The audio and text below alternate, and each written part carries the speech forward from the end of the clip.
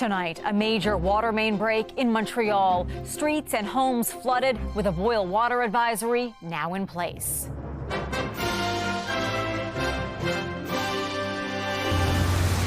Bursting into the air. My own basement was filling up with water, so I just quickly kind of grabbed everything I could. The damage done and the cleanup ahead. Excited to get home, but, worried about what we'll find. The troubling trip home for people in Jasper and what was found after the fire. Plus, collapsing concerns in Toronto as a building leans precariously toward the street. He heard the bricks cracking. I was like, oh my God, the house could have fallen on top of me. Also, Headley singer Jacob Hoggard loses an appeal and is now behind bars. And the fine print when it comes to Disney+. They are contracts where the company has tremendous bargaining power. The legal case where terms and conditions may apply.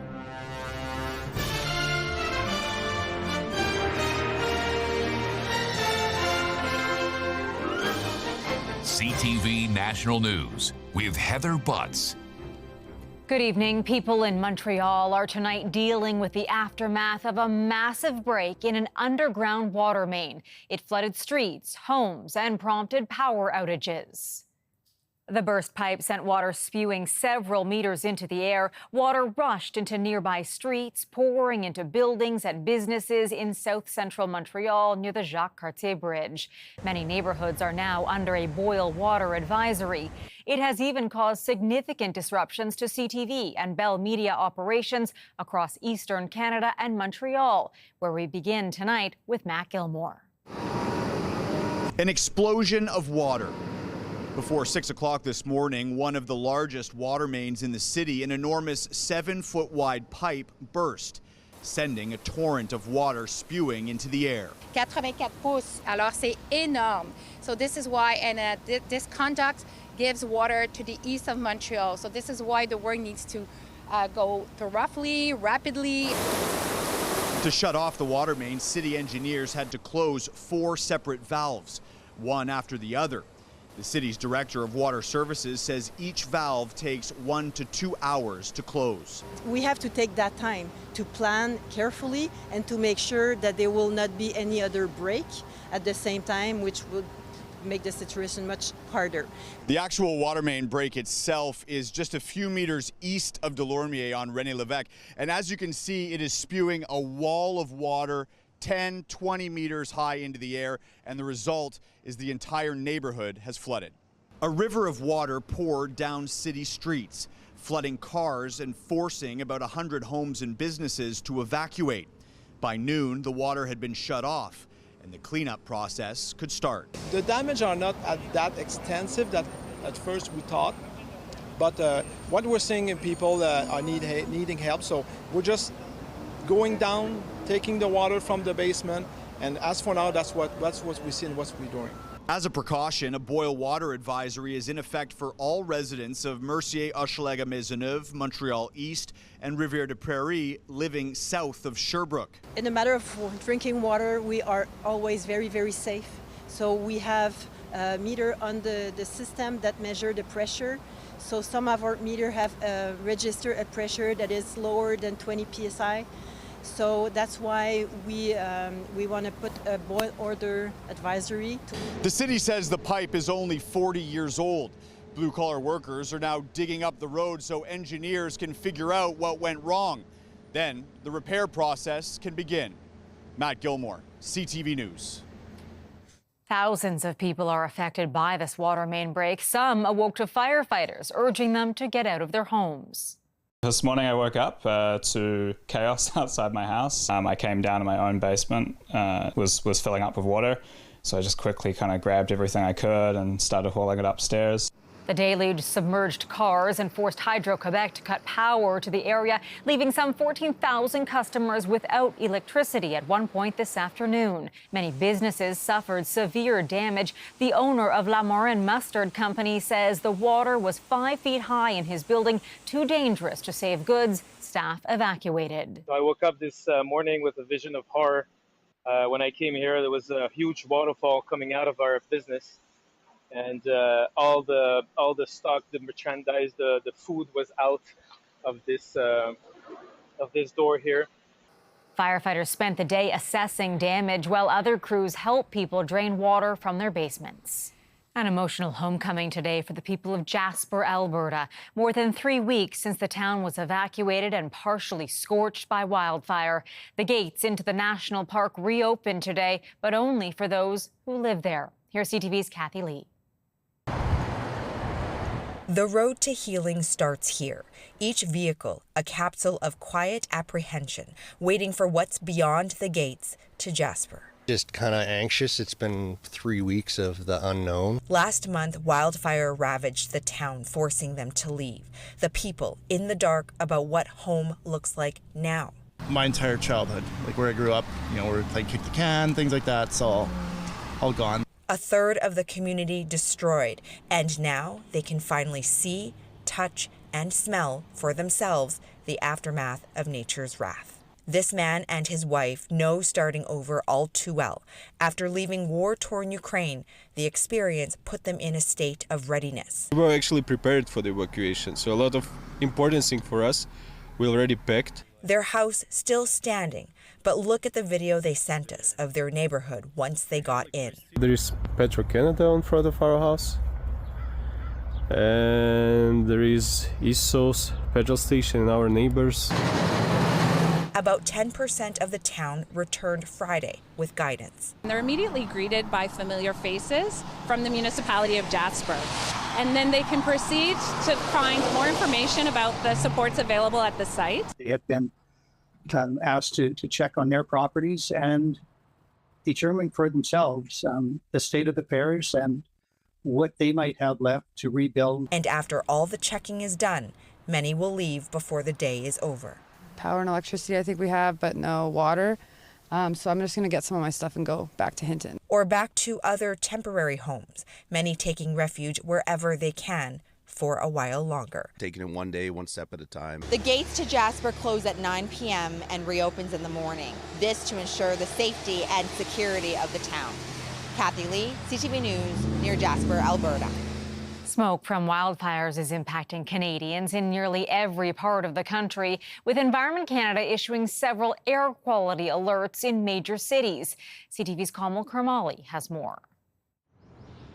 A blanket of haze hovers over Edmonton, shrouding the downtown skyline. In Winnipeg, smoke creating a thin veil against the usually serene sunrise. This is what much of Canada woke up to this morning. It just ruins your summer. Wildfires burning in the northern parts of the prairie provinces has resulted in air quality advisories for pretty much all of Saskatchewan and Manitoba today. The smoke blowing to urban centers further south and out east, where Montreal and even Labrador City seeing poor air quality. Multiple cities across the country at a moderate risk when it comes to air quality, but Regina topping the list, the air so bad it surpassed the highest ranking on the scale at a 10+. This year we've introduced a new level of advisory when it comes to wildfire smoke just because of what we saw last year. Last year, Canada broke the record of the number of hours it was under heavy smoke. This year is starting to creep up in the amount of smoke hours that we're seeing across the prairies. All of it hazardous to your health in the short term. Itchy eyes, low-grade headache, fatigue. And in the long haul. They lead, for example, more hospitalizations likely. You may get, because they can go into the bloodstream, you may get effects on other organs than the lungs. So the advice, if your city is under a poor air quality advisory, is to stay indoors as much as possible while keeping your doors and windows closed. Plug any cracks you've got under doors, and it's actually best to get an air filtration device. Although things are expected to clear up a bit in the coming days, Environment Canada warns with the number of wildfires we're seeing across the country, we may not see a complete end to the smoky skies until as late as October. Heather. Kamal, thank you. There are more urgent concerns tonight for those in the path of Hurricane Ernesto. It's expected to bring life-threatening storm surge and brutal winds to Bermuda as it travels towards Atlantic Canada. Your morning chief meteorologist Kelsey McCune is tracking the storm. Kelsey, how will Canadians be impacted? Heather, the next stop for Hurricane Ernesto is Bermuda. So that will travel over the island nation sometime through Saturday and then continue into Canadian waters. Here, the water temperature is cooler, so we're likely to see an evolution of the storm to a post-tropical cyclone. But that just means the characteristics of the storm have changed. We should still be watching for heavy rainfall, damaging winds, and particularly for the coastlines, the Atlantic coast of Nova Scotia, the south coast of Newfoundland, the ocean swells and damaging rip currents. Now, Environment Canada is already cautioning that that will start as early as tomorrow night for the Atlantic coast of Nova Scotia, and then as we head into Sunday for the south coast of Newfoundland. And then early next week, as the storm moves into the region, the swells in combination with storm surge and heavy rainfall could mean significant flooding. Remember that this track can deviate from this red line. It's just in the middle of the forecasted cone of error, but it could deviate to the west or to the east. More certainty for that forecast will come over the weekend, so something to watch very closely. Heather? All right, thanks, Kelsey. Headley frontman Jacob Hoggard is behind bars tonight after Ontario's top court rejected an appeal of his sexual assault conviction. The Canadian singer was found guilty 2 years ago, but his lawyers had appealed the verdict. CTV's Heather Wright on the decision. It was a unanimous decision from Ontario's top court. All 3 judges rejecting an appeal from singer Jacob Hoggard, upholding his 2022 conviction for sexual assault causing bodily harm. In its decision posted online, the Ontario Court of Appeal laid out its reasons for upholding the conviction, addressing the key issues brought forward by Hoggard's lawyers. Among them, that the trial judge erred by admitting evidence from a clinical psychologist who testified about the nature of trauma and how people respond to it. The defense argued her testimony was prejudicial, unnecessary, and unfairly bolstered the credibility of the complainant. While the appeal judges agreed her testimony should not have been allowed, they found it did not impact the outcome of the case. It was a unanimous decision by the Court of Appeal. That means Mr. Hoggard will be looking at serving the 5-year sentence. However, given the nature of the case and the nature of the contention that comes with this type of expert evidence, I wouldn't be surprised if we see this at the Supreme Court of Canada. I'm Jacob Hoggard, I'm 19. Jacob Hoggard rose to fame during Canadian Idol and as a member of the band Headley, which had commercial success until 2018, when allegations of sexual misconduct arose. Hoggard was found guilty in June 2022 of sexual assault causing bodily harm after raping an Ottawa woman in 2016. In a statement, his lawyer said, "We are disappointed in today's decision, denying our client Jacob Hoggard's appeal. While we maintain that Mr. Hoggard's trial was unfair, we respect the court's decision. We are carefully reviewing the judgment to consider our next steps." Well, it's not clear what those next steps might be and whether an appeal to the Supreme Court of Canada is being considered. Jacob Hoggard is now in custody, beginning to serve his 5-year sentence. Heather Wright, CTV News, Toronto. Ottawa has committed more than $4 billion in military aid to Ukraine since the war began. And as the Ukrainian military presses into Russia, it appears some Canadian weapons are on the front lines. CTV's Mike Licatore is following this story. What is the response from the federal government, Mike? Heather, Canadian officials confirm all of the weapons and equipment donated to Ukraine can be used by their troops on Russian soil. New video released by Ukrainian forces shows the start of the incursion into Russian territory 10 days ago. They have now reportedly advanced up to 3 kilometers, capturing the city of Suja. And they're doing it with the help of Canadian-donated equipment. That Rochelle from Canada. A CNN reporter spots what he believes is a Canadian-donated patrol vehicle crossing into Russia. The Department of National Defense wouldn't verify that video, but in a statement, a spokesperson said Canada places no geographic restrictions on the use of military equipment that we donate to Ukraine. I think it's the right thing for Canada. Military analyst David Perry calls this a pragmatic approach, considering Ukraine has been asking allies to allow long-range missile strikes into Russia. Which has been tying at least 1, if not 1.5 of the Ukrainian arms behind their back, because they haven't been able to push into Russian territory and go after some of their air bases where they're launching long-range strikes from. Well, Canada has committed $4 billion worth of military equipment to Ukraine through the year 2029. It includes battle tanks, armored combat support vehicles, M777 howitzers, and ammunition. Other allies are doing the same. Still, Russia is pushing back. The Russian news agency says Russian forces have destroyed Ukrainian units armed with weapons from NATO countries in the Kursk region. The reason behind Ukraine's incursion is also becoming clearer. An advisor to President Volodymyr Zelensky said the push into Kursk is to try and kickstart peace talks with the Kremlin. Heather? Mike, thank you. Coming up, the rough road to recovery. There's honestly no words to describe how that feels. Looking ahead to the future of Jasper with lessons from the past. Plus, move like this. The owners say, get out, get out. Precariously placed and bracing for a fall.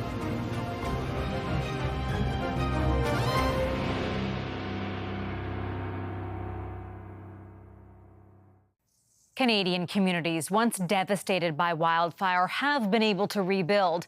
Lytton, BC, Fort McMurray, or Slave Lake, just to name a few. Like the town of Jasper, people there have faced the destruction firsthand. CTV's Alison Bamford now on the lessons learned as people look to move forward. Images coming out of Jasper, a painful reminder for some that this northern Alberta community is not so far removed from its own devastation. Emotional memories more than a decade after a wildfire ravaged the town of Slave Lake. There's honestly no words to describe how that feels when you go back to the community, you've called home for so long. It's really devastating. A third of the community destroyed by flames, damage upwards of $700 million. The former mayor says supports were vital in the months following. The mental and physical health of the residents is also important as they return homes and go through the daunting task of rebuilding. Slave Lake rebuilt. Besides a few extra vacant lots, an outsider would never know. Fort McMurray did the same after a 2016 wildfire left 2,400 homes in ruins and forced more than 90,000 to flee. Teams have studied these wildfires and the one in Jasper, identifying cause and prevention. It's not luck. When we go through and do our forensic investigations, it's a feature or features of a home that helps it survive. Certain building materials can easily ignite from falling embers. Vinyl siding in the case of Fort McMurray and untreated wood shake roofs in Jasper. Experts say less flammable material is key in the rebuild. We certainly hope that in Jasper, we don't just put Jasper back the way it was. We hope that we put it back better so they don't have to go through this again. A full return to normal can take years. Those who've been through it say to be patient and call on your neighbors for help. I think we're resilient people in Alberta, and I think we'll press on and we'll find our way. Alison Bamford, CTV News, Regina. A perimeter is now set up around a teetering building in Toronto over fears it will collapse. I was shocked. I was so scared. I was like, oh my God, the house could have fallen on top of me. You can see the precarious scene here. Police closed part of the street while the two-story structure leaned toward the sidewalk. Authorities were first notified about the building this morning. No injuries have been reported. Officials plan to demolish the building safely and investigate a cause. Still ahead, bringing some levity to the Emmys. Canadian comedy duo Eugene and Dan Levy set to make Emmy history again.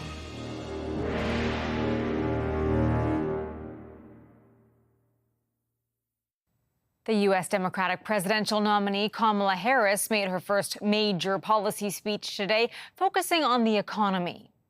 Building up the middle class will be a defining goal of my presidency. Harris positioned herself as a champion of the working class, promising to tackle price gouging and help first-time homebuyers. There are questions on how her plan will go through Congress and how it would be paid for. Her Republican rival, Donald Trump's campaign, blasted her economic vision, calling it a massive expansion of government control. A celebrity couple in Canadian sports have announced a new MVP in their lives. Olympic figure skating champion Tessa Virtue and Maple Leafs defenseman Morgan Riley are now parents to a baby boy. Virtue broke the news on her Instagram account with these images, and thousands of well wishes poured in for the new parents. Eugene and Dan Levy are bringing their father-son comedy to the Emmys. That's not a write-off. That's not a write-off. This? Not a write-off. Oh, well, the betting's non-refundable. The Canadian co-creators of the multi-Emmy winning hit Schitt's Creek are tapped to host the 76th awards ceremony next month. They will make history as the first father and son co-hosts. After the break, terms and conditions apply. A reminder to read the fine print. You may be unknowingly signing your rights away.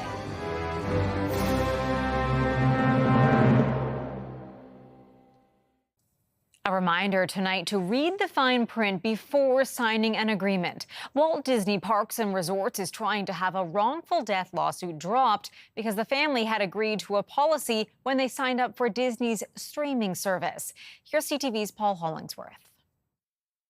Disney is asking a Florida court to dismiss the lawsuit brought by Jeffrey Piccolo. In October 2023, Piccolo's wife died from an allergic reaction while eating at a Disney restaurant. Piccolo is suing the restaurant and Walt Disney Parks and Resorts. He says they asked the waiter several times if their food was allergen-free. Now, in a surprising legal twist, Disney wants the lawsuit dismissed by the Florida court. Only a lawyer could love this argument. Disney argues Piccolo agreed to settle any potential lawsuits against Disney out of court when he signed up for a 1-month trial of Disney Plus and acknowledged he had reviewed the fine print. The terms of use for Disney Plus include a clause stating any future dispute must be resolved by binding arbitration and not in the courtroom. Legal analyst Chris Melcher has a hunch on how he thinks this will end. I got to think that the judge is going to say that these things are too